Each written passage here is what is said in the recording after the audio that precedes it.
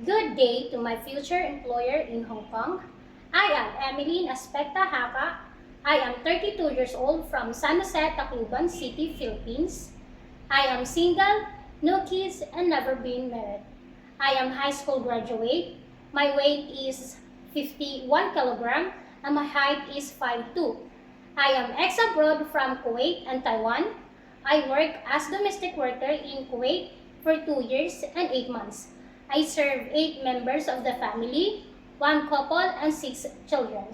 Their ages are 26, 24, 22, 16, twins, and 13 years old.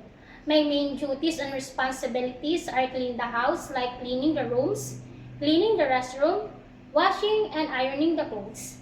In Taiwan, I work as caregiver. I take care of disabled person. He is 48 years old. My main duty is to look his safety. We go every day to the hospital for checking up to the doctors, rehabilitation, and acupunctures. I go also with him for walking. I have experience here in the Philippines. I took my nieces for 4 years. Their ages are 3 and 5 years old. I feed them, bathing, and play them. I am trustworthy, respectful, and hardworking person. Please hire me and I will love your family and children as my own.